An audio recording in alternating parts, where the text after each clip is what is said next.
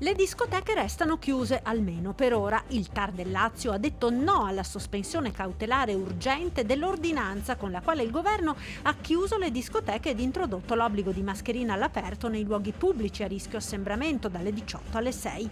La posizione del SILB, che ha presentato ricorso, risulta recessiva, scrive il TAR, rispetto all'interesse pubblico alla tutela della salute nel contesto della grave epidemia in atto.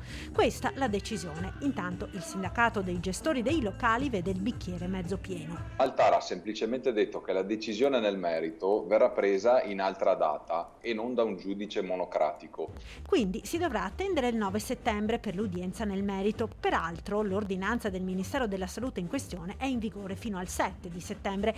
Dopo, dunque, si vedrà. Quel che è certo, secondo i gestori, è che i giovani non rinunceranno comunque alla movida, finendo nelle grinfie degli abusivi con feste fuori da ogni controllo. Se il governo diceva fin da subito non le apriamo, abbiamo paura di contagio, benissimo, pensiamo a delle manovre, a un ristoro per queste aziende, ma chiudere e poi lasciare i giovani in balia di cose, di cose abusive, di altre che si stanno manifestando, perché noi lo stiamo segnalando alla prefettura e ai questori, stanno chiaramente muovendo delle cose che sono abusive, che non sono controllate, dove non c'è la prevenzione incendi e dove vengono proprio non rispettate le minime osservazioni in termini di sicurezza.